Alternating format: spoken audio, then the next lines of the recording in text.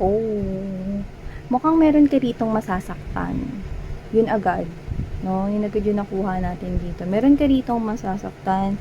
May maka-heartbreak dito. No? And yeah, so we have here Queen of Cups energy. Maka-heartbreak rito kasi meron ka ritong minamahal in a very deep level. So yeah, so there could be someone here na masasaktan dahil meron ka ng minamahal na rito, no? In a very deep level. That's what I'm getting. Kasi ang Queen of Cups is someone here who is holding yung pinakamalaking cup of love, no? Siya yung may hawak ng gapitchel na kasing laki, mga babes, no? Ng thermos, pitchel, no? Yung iba cup lang talaga, chalice, no? Pero yung Queen of Cups, you're holding this big cup, pagtangi, pagmamahal, no? In a very deep level, as lawak as the ocean, as lalim as a dagat, parang ganun, no? For someone here. Okay? And with the temperance na nakikita ko while shuffling, I'm picking up that this is you waiting patiently for that someone. Okay? For that, meron kayong ginagawa rito, new beginning. Okay, kung sino man yon, nakikita ko rito na minamahal mo siya. Pero yun nga, meron kang masasaktan dito. So, alamin natin. Sino yung masasaktan ng yun? At bakit mo siya masasaktan? No? Alamin pa natin yung other information. Pero, I think may masasaktan ka kasi may minamahal kang iba. Yan. O, siguro may gusto rin sa'yo. Ngayon pa na natin. Oo, nakikita ko siya, mga babes, no? Nakikita ko siya rito na nilalayuan mo siya. At ayun nga, bumagsak yung cellphone ko. So, yan. Patuloy na natin. So, nga mga babes, no? Bumagsak yung cellphone ko. Ibig sabihin, desidido ka, no? Na talagang layuan niya tao na yan, no? So, kasi, nakikita ko dito that with the Chariot card right here, there's distance in here. So, baka maaaring meron kang kakonik rito na hinahantay, no? Mula sa malayo. So, yun nga, alamin natin dito. Okay? So, yeah, you're enabling your boundaries right here with the Nine of Wands energy, not allowing anyone to enter your world, especially into your heart, kasi nga meron kang minamahal dito. Yeah, and you're starting this new beginning with that person, or baka kayo to na nakikita nyo na yung future nyo with each other, no? And there's this another one right here na pwedeng may rejection. Yan. So, you're moving away from that person to the point na nilaglag mo pa yung cellphone. Wala namang maninira ng cellphone dito yung mga loves, no? Ano yung cellphone natin? Paano tayo makakapag-reading yun? Tignan natin. Ano ba nangyayari dito?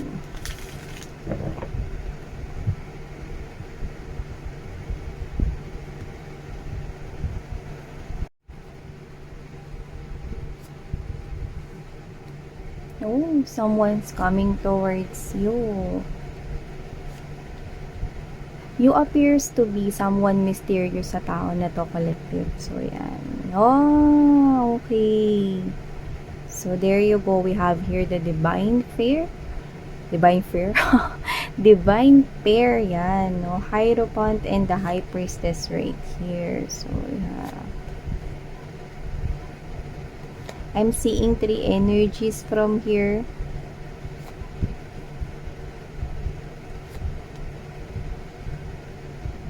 Talagang tuloy na to, no?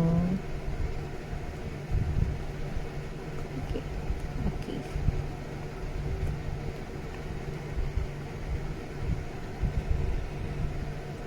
Hey there, collective! Thank you so much for always staying here with me in this channel. So, bago po natin simulan ng reading na ito, reminders na hindi po ito for everybody. So, just pick up the messages you think are for you. At kung feel mo na ang reading na ito ay para sa'yo, then this reading might be for you. And syempre, wala tayong gender here, ba, lalaki, LGBT. Lahat kayo mga babes, welcome kayo dito. So, yun nga, no? Timeless din ito, okay? So, yun nga. There's someone here. We have here the 6 of Coins energy and the Knight of Cups energy. Someone here is coming towards you with an offer of love. and affection. This person wants to get your attention, no? At baka magsimula na itong magpahaging sa'yo, no? Ng kanyang feelings and emotions. This is someone here na pwedeng co-worker mo, colleague right here, or baka kaklase mo ito, no? Someone in your neighborhood could be, or in your workplace right here. So, kung sino man to, pwedeng siya ay bagong dating lang sa buhay mo, kakapasok lang itong tao na to, no, sa yung world right here, no, pwede ngang, yun nga, isa siyang bagong katrabaho, bagong kakilala, bagong kaibigan, no, so bagong salta sa buhay mo. So, itong bagong salta sa buhay mo, no, ay nakuha mo ang kanyang attention dito, no. This Knight of Cups energy is someone here who is actually daydreaming about you. This person is iniisip ka niya with this Eight of Swords energy, keeps on thinking and thinking about you right here.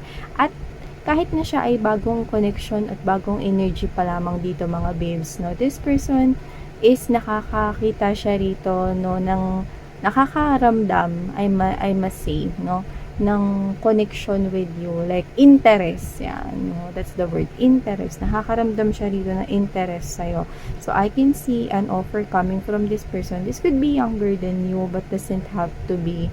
Pero dahil isa siyang bagong energy rito, hindi ko pa nakikita na well-established na, no, yung energy niya. Pero may interest at meron dito na parang nakikita ka niya, parang crush, gano'n, no, namumuong crush rito, no, so baka magpahaging na siya, magsimula na siya ditong magpahaging ng emotions and feelings sa'yo, kasi lumalabas na mysterious ka para sa kanya, ni hindi niya nga alam mga babes, no, kung meron kang boyfriend or girlfriend, or kung may asawa ka na, no, hindi niya pa alam yun, kasi pwede kasing bagong salta nga lang talaga siya, there's an energy of a new individual here, new person, no.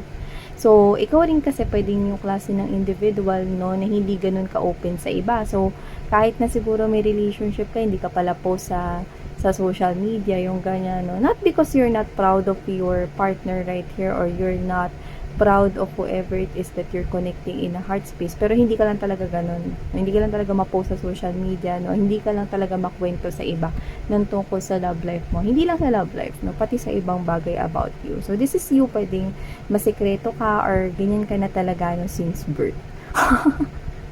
Diba? And for you kasi, nakikita ko rito, ba't naman ako mag-share sa social media? Bakit? Parang, okay na yan. Parang basta ganito yung nangyayari sa life ko, parang hindi ko kailangan na sabihin yun or ipahayag sa buong mundo or sa buong earth na ganito yung nangyayari sa life ko. Yeah, this is you, ganun ka, no? Parang hindi mo binobroadcast, no, or hindi ka ganun pala post sa mga social media accounts mo. Pero meron ka ritong tinatangi. Actually, hinihintay mo na nga lang tong person na to. So, pwedeng nasa malayo siya.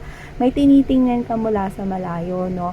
Pwedeng magka-connection na kayong dalawa. Pwedeng may relationship na kayo nitong tao na to. May mutual, may pagkakaintindihan tayo rito, eh. Kayong dalawa, no? Kung sino man yun. Kaya sabi ko sa inyo, tatlong energy na kuha natin dito, eh. Meron kayong kakonek, either LDR relationship kayo, no, or wala pa kayong relationship pero parehas kayo ng feelings and emotion. There's a strong spiritual connection between you and this person right here.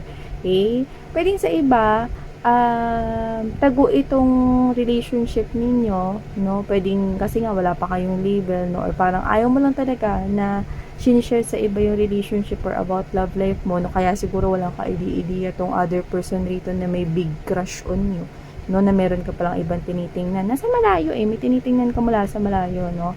At meron dito mga babes, no, na hinihintay mo na lang siya ritong magkita kayo or magtagpo kayo, no, or baka may relationship na kayo, hinihintay mo lang siyang bumalik. Meron ka ritong ka-soul to soul connection. Yun na nakikita ko dito. See, you're waiting here for someone here, no, na alam mo na kayong dalawa is for isa't isa. So, yan. Kung may kakunik kayo rito strongly, no, na nasa malayong lugar, or baka wala sa malayong lugar, pero hindi pa lang kayo ulit nagkikita ngayon kasi baka busy when it comes to work, no, or this person here tends to have other responsibilities, no, yung parang kunwari ganito, may kailangan kasing tapusin na project, tapos 2 months siya dun sa malayo, yung mga ganun. So, whatever the case may be, I'm picking up that this is someone here, no, na meron kang tinitingnan sa malayo, no, at tinitingnan ka rin nun kung sino man yon. There is a mutual feelings and connection right here between you guys, no? At walang kaalam-alam, kaya nga mysterious ang dating nito. Pero magsisimula na siyang magpahaging rito, no? Iba sa inyo, mga babes, no? Hindi nyo alam yun. Kasi sa iba kayo nakatingin. So, kung kunwari ganito, gusto mo pagtimpla rin kita ng kape kasi pupunta naman ako sa pantry, ay, lalabas ako, baka may gusto kang ipasabay, mga ganyan, no? So, meron siya dito mga pagpapahaging sa ay, hindi, okay lang, ganyan. Okay lang ako na lang, mamaya lalabas din ako, yung mga ganun. So, whatever it is, I'm seeing that someone here is unti-unti na rito magpapakita sa'yo ng kanyang intention, no, na may interest siya sa'yo, pero ikaw wala kang pakialam, kasi meron kang tinitingnan, no, from afar. No, this is you. It's like you're waiting for your Prince Charming or your princess right here, or your king or your queen right here, no, to come around. So whatever the case may be, this is you, no, waiting for that special person in your heart, no. There's a strong spiritual connection between you and that other guy or that other girl, no. So nakikita ko rito na meron kang kakonect, no, in a heart space level, in a very deep level, no, to the point na hindi makakapasok itong tao na to, no, sa iyong puso rito, kasi hindi dahil sa may nauna na, no, sa buhay mo, kundi dahil sobrang mahal mo at nakikita mo na, no, yung higher level of commitment sa kung sino man yung kakonect mo at tinitingnan mo sa malayo. Ayan, no, nakikita ko rito na may parehas kayong pagtutulungan ng tao na yan na tinitingnan mo sa malayo, no. Meron ditong pantay na pagtingin para sa isa't isa, parehas nyo nakikita, no, ang isa't isa, no, sa inyong future right here, in your building right here, something solid, foundation, legacy, no, sa kung sino man yung person na yan na tinitingnan mo sa malayo. Pero yun nga, no, decidido na yung isa rito, no, na ipakita sa'yo rito ang kanyang pagtangi at pagka-desire sa inyo rito, no. Kaya expect some kind of parang mga powerful movements or actions, no, kasi mag-a-upgrade kunwari, no, yung mga parang gusto mo sabay kita, bibili kasi ako ng kape sa labas. So, mag-upgrade yun, magiging ganito na yan. Ay, mamaya, gusto mo ba? Total, isa lang naman yung team natin, eh. Baka gusto mo sabay na tayong umuwi. Yan, mag-upgrade yan sa ganun, no. May pagsabay na sa umuwi, no, dati pa abot-abot lang ng payong. Ito yung payong ko, gamitin mo na kasi umuulan, eh, no. Ngayon, meron ng, gusto mo ihatid na kita dun sa subway, ganyan, no. O gusto mo, sabay na lang tayo kumain para diretso na tayo sa, ganun, no. Magka-upgrade yun, no? To the point, mga babes, no, hindi naman kayo slow dito para hindi nyo yan ma-realize, no? Marirealize nyo na yan, lalo na pag nag-upgrade na, okay? Sa umpisa kasi, hindi nyo masyado marirealize kasi may focus kayo sa iba, eh, okay? Nandoon yung focus ninyo, eh. Pero to the point na parang dadalas na to, no? Itong mga actions na ipapakita sa inyo nitong may big crush, big crush on you, no? Crush landing on you tong tao na to sa inyo, no? To the point na dito mo na makikita, no, na parang parang nagpapahaging sa akin to si feeling ko may gusto sa akin to, yan, no, ikaw to na parang marirealize mo na yung mga ginagawa niya sa'yo may mali siya. Well, tama ka. Kasi may big crush on you siya, kaso papunta siya rito sa heartbreak ko. I'm getting that very confrontational conversation, very direct ka rito na may iba kang tinatangi from afar. Yeah. So, umpisa pa lang, no, parang papunta na agad tong person. Kitang-kita na agad natin na papunta na to sa heartbreak, no, para dito sa may big crush on you. Kasi nga, you appears to be mysterious right here. Akala niya wala kang kakonek na iba. Akala niya, mga babes, no, wala kang boyfriend, girlfriend, or wala kang nagugustuhan, hindi niya alam, meron ka palang kakonek at napakalalim na, no, ng inyong connection ng kung sino man yung tao na yun. So, itong tao na to, no, this person right here is, yun nga, nakikita ko rito nagagawa siya ng movement at ito ay parang palala ng palala, no, patindi ng patindi, pa-powerful ng pa-powerful, no, kumbaga parang pa-obvious ng pa-obvious yun, no, yung magiging susunod niyang galawan towards you. Pero yun nga, hindi mo to bibigyan ng atensyon, no, at kapag ka na-realize mo ito agad-agad, I can see that you're gonna confront this person right here directly, no, pero hindi yung may galit or may anger, no, or what, no, hindi ganun. So you're gonna confront this person right here in a nice way, in a low tone right here, no, to the point na you're rejecting this person right ahead. Where on your part, that's good, kasi syempre, no, this is you na talagang iba na yung tinginan ninyo ng person na to. So, iba, parang matagal na rin kasi kayo ng tao na yan, na nasa malayo. So, kung sino man to mga babes, so, iba pwedeng, meron kayo nga ka-LDR, no? Pwedeng nandito kayo sa Manila, tapos nasa ibang bansa siya. Or pwedeng nandito kayo sa Manila, tapos nasa province naman siya. Mga ganyan. So, kung sino man tong energy na to, no, nakikita ko dito na maka-heartbroken siya about this. Pero yun nga, the good part in that is that hindi pa nga ganun nabubuo yung emotions and feelings niya for you. So, nakikita ko siya rito, no, na makaka-move on rin siya sa'yo. Kasi nga, di ba sabi ko sa inyo, no, interest pa lang, no, and there's this, parang emotions, no, attraction na nakukuha, na nararamdaman niya for you, pero wala pa talagang as in malalim na well-established na love.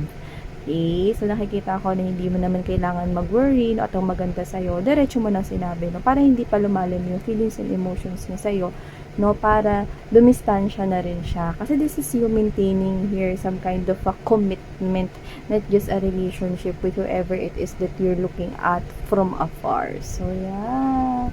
Well, yun nga, no, napakataas kasi ng vibration mo rito, mahal, because you're appearing here as the high priestess, wherein this is you have this kind of positive vibrational energy in you. That's why you're attracting here people as well in your life. So, you did attract this admirer from here. So, yeah. So, collective, ito ang mga mensahe for you guys. Thank you so much. Love and light. Annyeong.